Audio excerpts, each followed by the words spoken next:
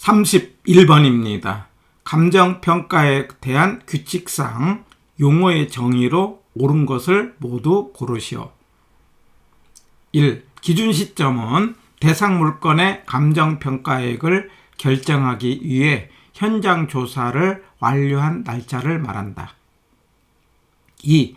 가치 발생 요인이란 대상 물건의 경제적 가치에 영향을 미치는 일반 요인, 지역 요인 및 개별 요인 등을 말한다. 3. 적산법이란 대상 물건의 제조달 원가에 감가 수정을 하여 대상 물건의 가액을 산정하는 감정평가 방법을 말한다. 4. 수익분석법이란 대상 물건이 장래 산출할 것으로 기대되는 순수익이나 미래 현금 흐름을 환원하거나 할인하여 대상 물건의 가액을 산정하는 감정평가 방법을 말한다. 5. 대상 물건에 대한 감정평가액은 원칙적으로 시장 가치를 기준으로 결정한다. 31번부터 6문항에 걸쳐서 평가 파트 문제를 정리해 보려고 합니다. 31번의 정답은 5번이죠? 네. 우리 법조문이니까 우리 평가 파트는 크게 세 파트로 나눠서 공부를 하셔야 돼요. 첫 번째는 법조문이에요. 법조문과 관련된 기본적인 3방식 공식 꼭 암기를 하시고요. 두 번째는 공식에 따른 계산 문제, 그리고 세 번째는 공시제도에 관련된 문제, 이렇게 해서 6문항이 출제가 되는데 여기에 나오는 정리된 부분만 정리하셔도 충분하게 점수를 맞을 수 있도록 되겠습니다. 자, 1번 기준 시점 그러면 현장조사 그러면 틀렸죠? 네, 가격조사를 완료한 날짜다. 기준 시점은 가격조사를 완료한 날짜. 2번 우리가 경제적 가치의 일, 지, 개 이렇게 기억할 때는 형성 요인 기억합니다. 발생 요인이 아니고 형성 요인이다. 그래서 형성 요인은 경일지계 시장 가치 아니라는 것, 경제적 가치라는 것. 그리고 발생 요인은요, 우리가 이론적으로 나온 말이고 법조문에는 없어요. 효, 상, 유, 이, 4개. 효용성, 상대적 희소성, 유효, 수요, 이전성. 그래서 발생 요인은 가치가 생기도록 하는 직접적인 원인을 말하는데 이 효상 요인가 발생 요인이고 우리가 법 규정에는 없는 겁니다. 그래서 법에 있는 건 형성 요인. 그래서 2번 X. 3번 제감 기기비 이렇게 암기하자고 해요. 이거 가격 구하는 건 원가법이죠. 적산법은 기기비입니다. 그래서 X. 그 다음에 환원하거나 할인하여 이런 말이 들어가면 환원법이죠. 그래서 우리 수익 분석법이 아니고 수익 환원법. 분석법은 순수익 필요한 경비를 더하여 이런 말이 나오죠. 해가지고 의외로 이렇게 바꿔서 많이 나오고 있는 법조문 꼭 기억을 하시고 앞에 용어 정리해서 이제 정리를 했습니다. 답은 5번이죠. 원칙적으로 시장가치 기준 해갖고 맞습니다. 그리고 시장가치는 5글자죠. 예, 통, 충, 정, 자, 성. 예, 통상적이다, 충분하다, 정통하다, 자발적이다, 성립될 가능성이 맞다. 이 5 조건이 들어가는 게 시장가치고 원칙적으로는 시장가치 기준인데 그러나 법령에 정한 경우, 의뢰인이 요청한 경우, 그리고 사회 통념상 타당하다고 인정할 때는 시장가치 외로 할 수 있다. 바로 이 부분이 33회 때 법조문 기출문제죠. 해가지고 31번의 정답은 5번이었습니다.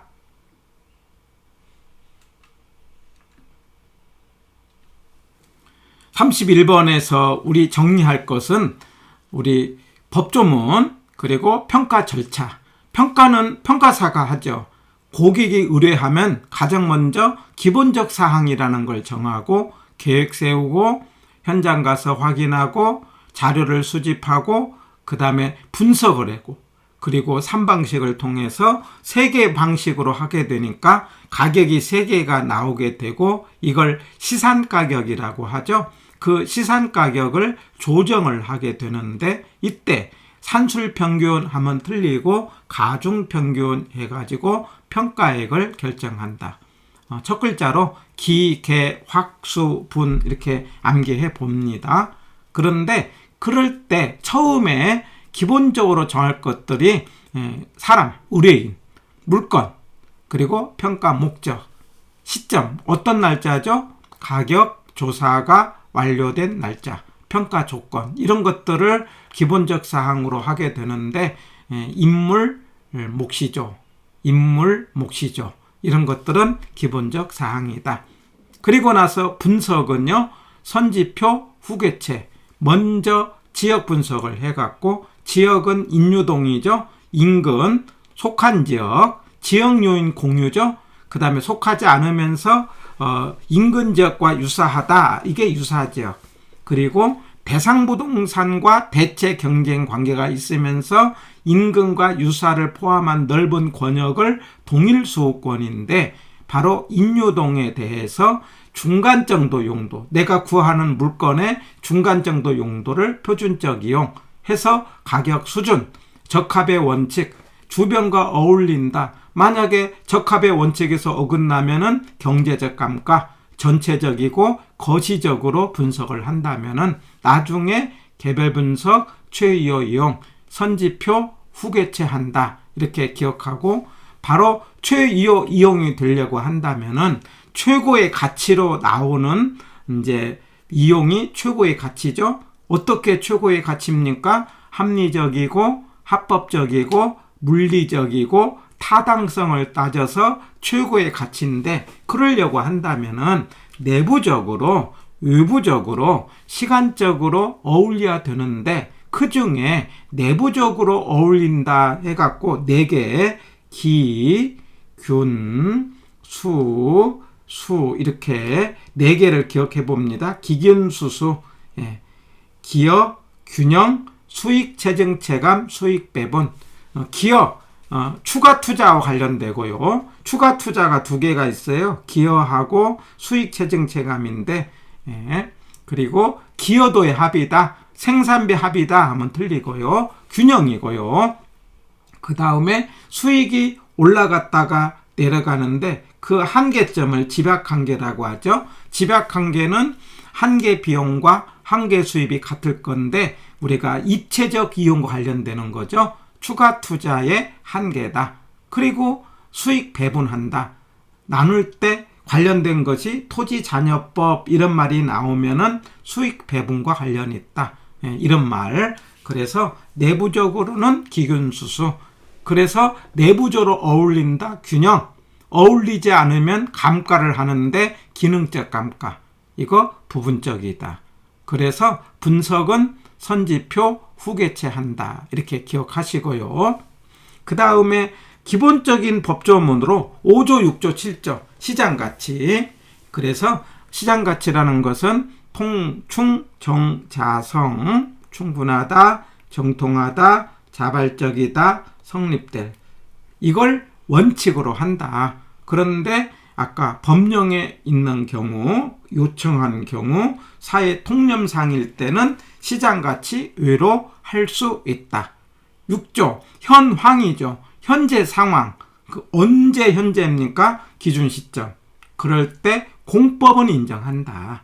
물론 원칙으로는 현황인데 현재 상황인데 예외적으로 이렇게 조건을 붙여 평가할 수 있다. 이렇게 보시고요. 7조, 개별 평가죠. 물건 한 개를 가격 한 개 구하는 거죠. 그러나 일체로 거래된다든가 불가분의 관계가 있을 때는 일괄. 제가 2개를 1개로. 그 다음에 가치를 달리한다. 이 말이 나오면 구분이죠. 한계를 뭐냐면은 나눠서 두 개로 할 수 있다. 그 다음에 부분, 일부분 이런 말이 나오고 한계를 2분의 1로 한다. 이렇게 앞에 정리를 했어요. 할 수 있다. 대개 수용 같은 말이 나오면은 부분평가가 되겠습니다. 3방식 대단히 중요하고요. 원수비 기억합니다. 원가는 비용성이고 수익 방식은 수익성이고 비교 방식은 시장성이다. 원가 방식은 세 글자, 원가법, 적산법. 가격은 원가법, 임료는 적산법. 수익 방식 5글자, 수익환원법, 수익분석법. 가액을 구할 때는 수익환원법, 임료를 구할 때는 수익분석법. 그 다음에 비교 방식은 7글자, 거래사례 비교법, 임대사례 비교법, 그리고 공시지가 기준법. 이 공시지가 기준법도 넓게는 비교 방식에 들어가는 거죠. 바로 이 부분이 33회 때 공시지가 기준법과 그 다음에 거래사례 비교법은 같은 방식이잖아요. 같은 비교 방식이잖아요. 그런데 다른 방식이다 이렇게 해서 33회 때 출제가 됐죠. 비교 방식은 3개가 되는 거죠. 7글자 꼭 암기하시길 바라고요.